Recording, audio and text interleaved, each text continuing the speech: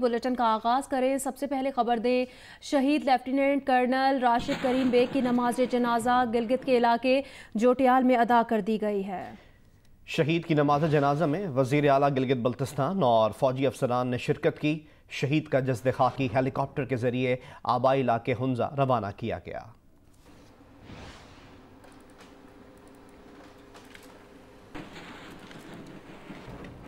शहीद कैप्टन आरिफुल्लाह की नमाज जनाजा लकी मरवत में उनके आबाई गांव ताजाजई में अदा कर दी गई है।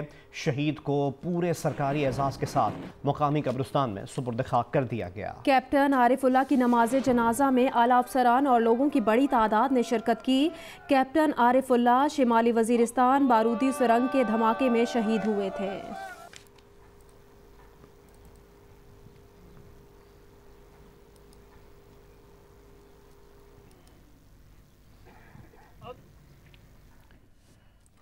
शहीद लांस हवलदार जहीर की नमाज जनाजा 4 बजे चकवाल में आबाई इलाके पिपली में अदा की जाएगी। लांस हवलदार मोहम्मद जहीर को फौजी एजाज के साथ आबाई इलाके पिपली में सपुर्दे खाक किया जाएगा। लांस हवलदार जहीर गुज़िश्ता रोज शिमाली वजीरिस्तान बारूदी सुरंग धमाके में शहीद हुए थे।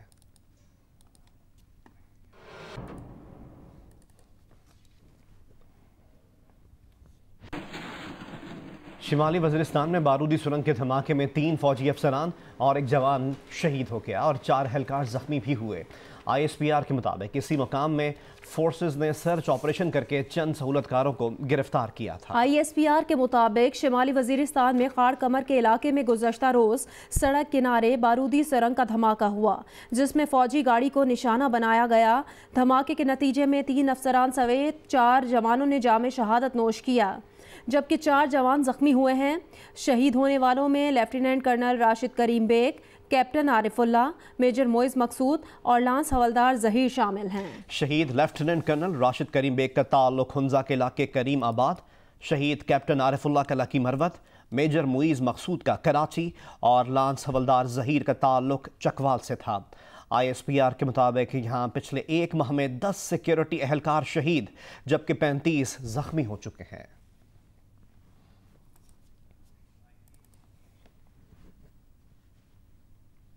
सदर मुमलिकत आरिफ अलवी ने शिमाली वजीरिस्तान में दहशतगर्द हमले की शदीद मजम्मत की है।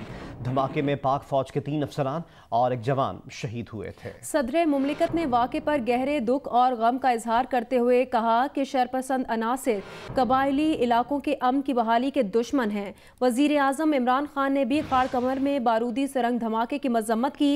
इमरान खान ने शहदा के खानदानों से ताज़ियत का इजहार करते हुए जख्मियों की जल्द सेहतयाबी के लिए दुआ की है।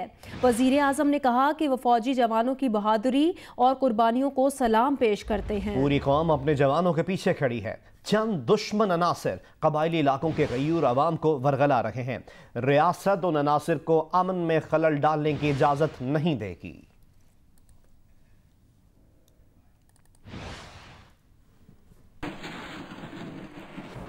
पाकिस्तान मुस्लिम लीग नून के सदर और कायदे हिज़्ब इख्तिलाफ शहबाज शरीफ ने शिमाली वजीरिस्तान के इलाके खाड़ कमर वाक़े पर इजहार अफसोस किया है। बारूदी सुरंग के धमाके में 3 अफसरान समेत 4 फौजी जवान शहीद हुए हैं। एक बयान में शहबाज शरीफ ने कहा कि वो दहशत गर्दी की शदीद तरीन अल्फाज में मजम्मत करते हैं। शहबाज शरीफ का यह भी कहना था कि दुश्मन पाकिस्तान का अमन तबाह करने के दरपे हैं। शहबाज शरीफ ने कहा कि शहदा की अजीम कुर्बानियां सुनहरी हरूफ से लिखी जाएंगी। पूरी कौम शहदा के कर्जदार है। शहदा के अहले खाना से दिली हमदर्दी का इजहार करते हैं।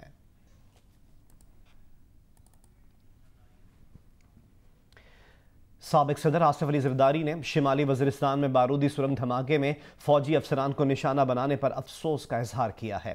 आसिफ जरदारी ने शहीद फौजी अफसरों और जवानों को खराज अकीदत पेश करते हुए कहा कि धरती माँ पर जान कुर्बान करने वाले जांबाज कौम के हीरो हैं। आसिफ जरदारी का शहदा के खानदानों से हमदर्दी और ताज़ियत का इजहार करते हुए कहना था कि दुख की इस घड़ी में भुट्टो खानदान और पीपल्स पार्टी शहदा के खानदानों के गम में शरीक हैं।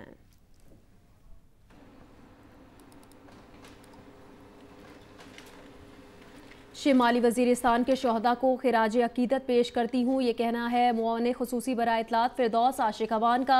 कहती हैं जिन दहशत गर्दों को छुड़ाया गया, अगर उन्हें ना छुड़ाया जाता तो आज ये सानहा रूनुमा ना होता। फिरदौस आशिक अवान का कहना था कि मोहसिन दावड़ और अली वजीर पाकिस्तान दुश्मनों के हाथों खिलौना बने हुए हैं। आज के सारे वाक़े की जिम्मेदारी मोहसिन दावड़ और अली वजीर पर आयद होती है। आज कौम के बेटों ने मुल्क के दिफा के लिए अपने खून के नजराने पेश किए। मुआविन खुसूसी बराए इत्तलात फिरदौस आशिक अवान का यह भी कहना था कि आज मोहसिन दावड़ और अली वजीर के चेहरे कौम के सामने बेनकाब हो गए हैं। उन्होंने कहा वो ऑपरेशन हो जाता तो मोहसिन दावड़ और अली वजीर ने रोका तो आज का सानहा ना होता। सियासी लीडरशिप को चाहिए कि शिमाली वजीरिस्तान के ऑपरेशन में कौम के साथ खड़ी हो।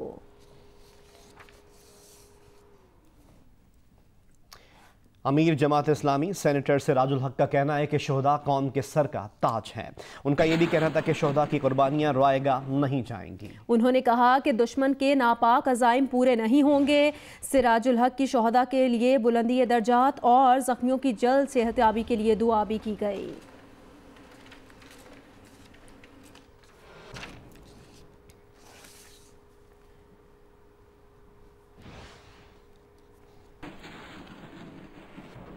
पाक फौज के सिपाही शहीद मोहसिन अली की नमाज जनाजा जड़ावाला के गांव पठानवाला में अदा कर दी गई। शहीद मोहसिन अली की नमाज जनाजा में पाक फौज के अफसरान और लोगों की बड़ी तादाद ने शिरकत की। शहीद मोहसिन अली को फौजी एजाज के साथ मुकामी कब्रिस्तान में सुपुर्द खाक कर दिया गया है। मोहसिन अली शिमाली वजीरिस्तान के इलाके गुलाम खान में बारूदी सुरंग धमाके में शहीद हुए थे।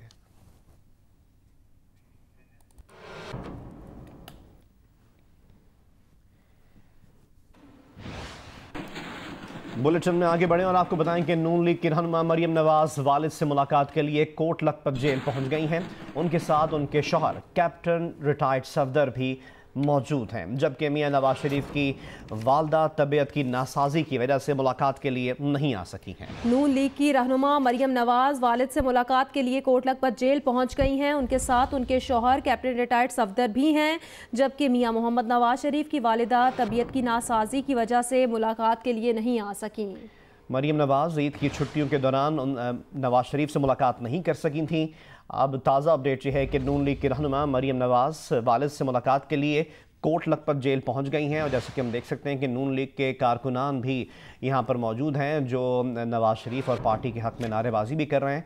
नून लीग की रहनुमा मरियम नवाज कोट लखपत जेल पहुंची हैं और उनके साथ उनके शौहर कैप्टन रिटायर्ड सफदर भी हैं, जबकि मियां नवाज शरीफ की वालदा जैसे इतला थी कि उन्होंने भी मुलाकात करनी है, लेकिन उनकी वालदा की तबीयत नासाज है, इस वजह से वो मुलाकात के लिए नहीं आ सकी। मजीद जानेंगे जियो न्यूज़ के नुमाइंदे उस्मान भट्टी से। उस्मान, बताइएगा मियां नवाज शरीफ से मुलाकात के लिए और कौन कौन आया है और क्या आज भी नून लीग के कारकुन कोट लखपत जेल के बाहर मौजूद हैं? जी, अमूमन जो है मियां मोहम्मद नवाज शरीफ से मुलाकात के लिए जुमेरात का दिन जो है वो कोट लखपत जेल में मुमकिन हो पाता है, मगर क्योंकि इन दिनों ईद थी और मुस्लिम लीग नून की जो रहनुमा है मरियम नवाज की तरफ से होम डिपार्टमेंट को कहा गया था कि वो ईद के दिन में मुलाकात चाहती है, मगर परमिशन नहीं दी गई। इसलिए वो हफ्ते के रोज वो और उनके जो हस्बैंड है कैप्टन सफदर वो भी मुलाकात के लिए कोट लखपत जेल पहुंचे हैं। मुलाकात जारी है। आज उनकी वालदा मियां मोहम्मद नवाज शरीफ पहुंच नहीं सकी क्योंकि उनकी तबीयत नासाज थी, इसलिए वो नहीं आ सकी। अलबत्ता जो कारकुन है वो भी जेल के बाहर मौजूद है।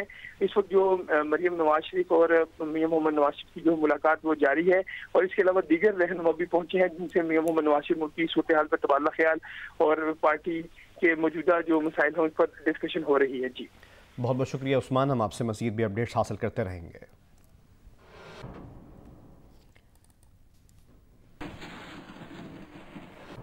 ओकाड़ा से साहिवाल जाने वाली मुसाफिर वैन में आग लगने से 2 मुसाफिर जाँ बहक और 9 जख्मी हो गए। जख्मियों को तिमी इमदाद के लिए DHQ अस्पताल ओकाड़ा मुंतकिल कर दिया गया। आग शॉर्ट सर्किट के बायस लगी या गैस लीकेज से, ये अभी वाज़ेह नहीं हो सका है। वज़ीर आला पंजाब ने कीमती इंसानी जानों के ज़िया पर अफसोस का इजहार करते हुए जख्मियों को बेहतरीन तिब्बी सहूलियात फराहम करने की हिदायत की है।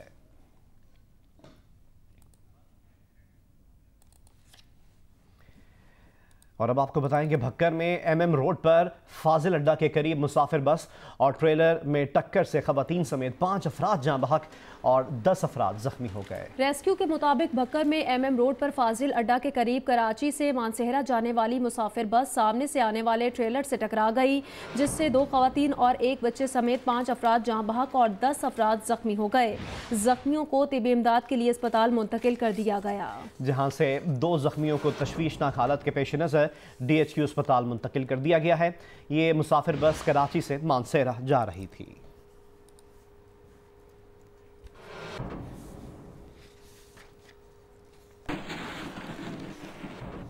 अटक से खबर दें, लॉरेंसपुर रेलवे स्टेशन के करीब नौजवान ट्रेन की जद में आकर जाँ बहक हो गया।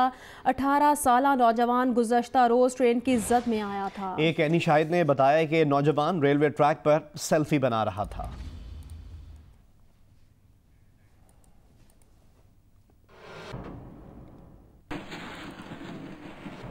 वादी हुंजा से खबर शामिल करते हैं, जिसके गांव शीशक के करीब लैंडस्लाइडिंग का अमल रुक गया है। मुतासिरा मकाम की मुसलसल निगरानी की जा रही है। गुज़श्ता रोज़ पहाड़ का एक हिस्सा अताबाद झील में गिर गया था, जिसके बायस सयाहों की कश्तियों को अताबाद झील में जाने से रोक दिया गया था। बाद में कश्ती सर्विस बहाल कर दी गई। हुंजा के शीशक गांव के करीब बुलबुल कसक पहाड़ से लैंडस्लाइडिंग का अमल थम चुका है। Assistant director GBDMA Shahzad Hussain के मुताबिक पहाड़ में दरारें मौजूद हैं, जिसकी मुसलसल निगरानी की जा रही है। रात भर मकामी रज़ाकार और फोक्स टीम पहाड़ी लैंडस्लाइडिंग की निगरानी करती रही। गुज़िश्ता रोज़ लैंडस्लाइडिंग की वजह से शीशक गांव में झील के किनारे आबाद अफराद को हिफाजती इक़दाम के तहत निकाल लिया गया था। सयाहों और मकामी लोगों को कोई ख़तरा नहीं है। लैंडस्लाइडिंग के बायस बुलबुल कसक पहाड़ का एक हिस्सा अताबाद झील में गिरने के बायस इंतज़ामिया ने अताबाद झील में कश्ती सर्विस आर्जी तौर पर बंद कर दी थी।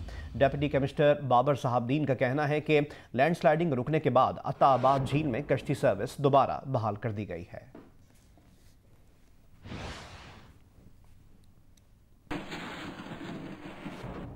मौसम से मुतालिक अपडेट करें। सिंध, पंजाब और बलूचिस्तान के मैदानी इलाकों में गर्मी कम होने का नाम नहीं ले रही। हब्स और तपती धूप की वजह से दिन के औकात में सड़कों और बाजारों में सन्नाटा रहता है। गर्म हवाओं के थपेड़े और सूरज की चुभती शुआओं ने मुल्क के मैदानी इलाकों को अपनी लपेट में ले रखा है। सूरज सुबह से ही आंखें दिखाने लगता है। सिंध में जैकबाबाद, मिट्टी, पटीदन, दादू, सकरंड, सखर, रोड़ी और बलूचिस्तान में सिब्बी, तुरबत और नसीराबाद समेत बेशतर शहरों में मौसम शदीद गर्म है। पंजाब में भी गर्मी का राज बरकरार है। महकमा मौसमियात के मुताबिक आइंदा 24 घंटों के दौरान पंजाब, बलूचिस्तान और सिंध में मौसम शदीद गर्म रहेगा। मालाकंड, हजारा डिवीजन, गिलगित बल्दिस्तान और कश्मीर में चंद मकामात पर आंधी और गरज चमक के साथ बारिश का इम्कान है।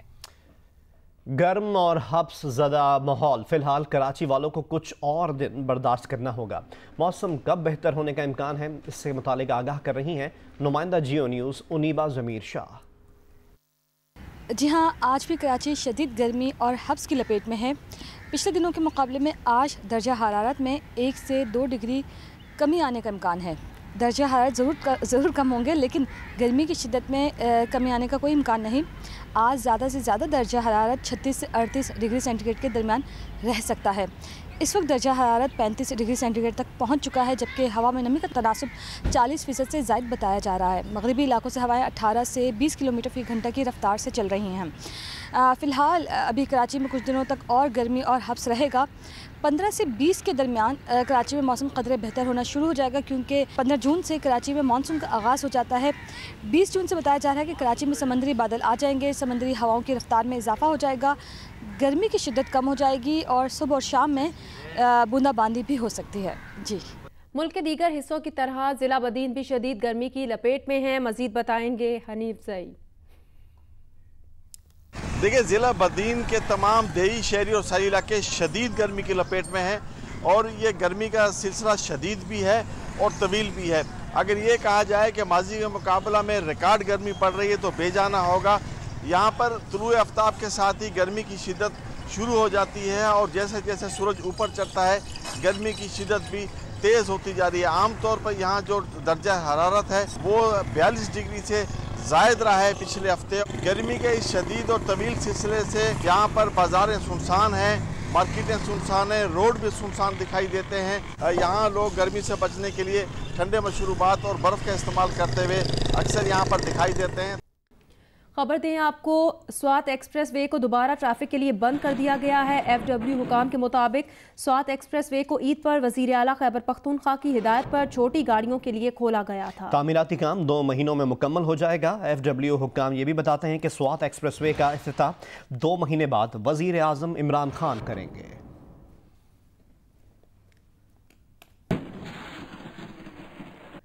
हसीन नज़ारों का मज़ा उठाने के लिए सयाहों की बड़ी तादाद ने मरी का रुख कर लिया है। बदतरीन ट्रैफिक जैम होने की वजह से सयाहों को गुज़श्ता रात गाड़ियों में सोकर गुजारनी पड़ी। रिपोर्ट करेंगे आबिद अब्बासी। मलका कौसार मरी में ईद की तातीलात मनाने के लिए बड़ी तादाद में सयाह जो है मरी के अंदर पहुंचे हुए हैं और जिसकी वजह से ट्रैफिक का निज़ाम पूरी तरह दरम बरम है और इस वक्त भी सयाहों की बड़ी तादाद जो है मरी के अंदर जो है आ रही है और यहाँ पार्किंग की सहूलत न होने की वजह से सयाहों को बड़ी मुश्किलात का सामना हो रहा है। इस वक्त मरी के रेस्ट हाउस, गेस्ट हाउस, सरकारी, नीम सरकारी सब भी सयाहों से गचागच भरे हुए हैं। इधर बहुत परेशानी है, गाड़ी फंसी हुई है सारी। आपको ये लाइन देख रहे हैं, तकरीबन 2 घंटों से, रात को भी हमने तकरीबन 4-5 घंटे इसमें गुजारी है। हम सारी रात रोड के ऊपर गुजारी है, 3-3 लाइनें लगी हुई हैं, किसी को कोई पता नहीं कि कहाँ से कौन जा रहा है, कोई ट्रैफिक का निज़ाम ही नहीं है, कोई पुरसाने हाल ही नहीं है। मानसहरा के तफरीही मकामात शोगरान और नारान में सयाहों की आमद बदस्तूर जारी है। 4 दिनों में 10 लाख सयाह मानसहरा पहुंचे। DPO ने बगैर रिजर्वेशन के सयाहों को मानसहरा का सफ़र करने से रोक दिया है।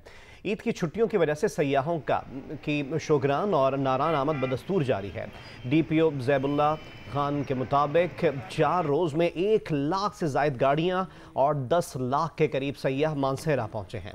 कई मकामात पर शाहराह कागान ख़राब होने की वजह से बालाकोट से नारान तक ट्रैफिक सुस्त रवि का शिकार है, जिसकी वजह से नारान में ज़लज़ला के नाम पे टैक्सों में छूट हासिल करने वाले होटल मालिकान ने भी किराए दुगने कर दिए हैं। गुज़िश्ता रात मुतादिद सयाह महंगाई की वजह से वापस चले गए। DPO ने सयाहों से अपील की है कि जब तक नारान में रिजर्वेशन कंफर्म ना हो, सयाह नारान का सफ़र करने से परहेज़ करें। सुप्रीम कोर्ट के सीनियर जज जस्टिस गुलजार अहमद ने कायम मकाम चीफ जस्टिस ऑफ पाकिस्तान के ओहदे का हलफ उठा लिया। जस्टिस गुलजार अहमद चीफ जस्टिस आसिफ सईद खोसा के बैरून मुल्क दौरे के दौरान फ़राइज़ सर अंजाम देंगे। सुप्रीम कोर्ट के सीनियर जज जस्टिस गुलजार अहमद की तकरीब हलफ बर्दारी सुप्रीम कोर्ट कराची रजिस्ट्री में हुई। तकरीब का आगाज़ तिलावत कलाम पाक से किया गया। सुप्रीम कोर्ट के जज जस्टिस मुशीर आलम ने जस्टिस गुलजार अहमद से कायम मकाम चीफ जस्टिस के ओहदे का हलफ लिया। तकरीब हलफ बर्दारी में सुप्रीम कोर्ट के जजेस, पाकिस्तान बार काउंसिल के मेंबरान, अटॉर्नी जनरल समेत दीगर हुकाम ने शिरकत की। जस्टिस गुलजार अहमद चीफ जस्टिस आसिफ सईद खोसा के बैरून मुल्क दौरे के दौरान फ़राइज़ अंजाम देंगे। सदर supreme court bar association Amanullah Kanrani ने सुप्रीम कोर्ट के जस्टिस काजी फाइज ईसा के खिलाफ रेफरेंस की मुखालफत में एहतजाज का ऐलान किया है और कहा है कि 14 जून को रेफरेंस की कॉपियां सुप्रीम कोर्ट की दहलीज पर जला दी जाएंगी और धरना दिया जाएगा। सदर सुप्रीम कोर्ट बार अमानुल्लाह कनरानी ने इस बात का ऐलान बलूचिस्तान के वकला रहनुमाओं के साथ प्रेस कॉन्फ्रेंस में किया। उनका कहना था कि काजी फाइज ईसा के मामले पर बदनीयती और इम्तियाजी सलूक रवा रखा जा रहा है। धरना उस वक्त तक जारी रहेगा जब तक ये रेफरेंस वापस नहीं लिया जाता। उनका ये भी कहना था कि रेफरेंस बलूचिस्तान को सुप्रीम कोर्ट के चीफ जस्टिस के ओहदे से महरूम रखने की साजिश है।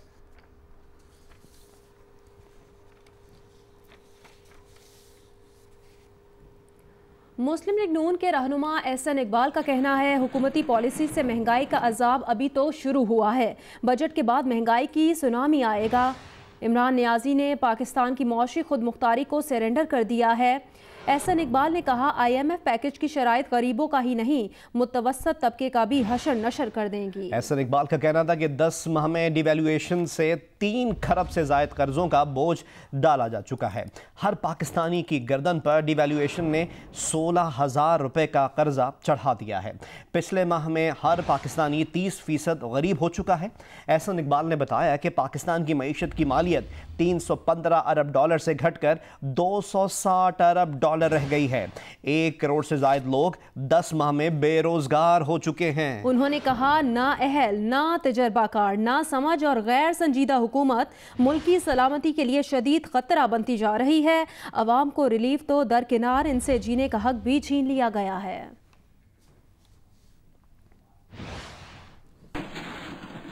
Hi, I'm Wajid Sani. Thanks for watching Geo News. For more videos and updates, don't forget to click the subscribe button. Keep watching Geo News.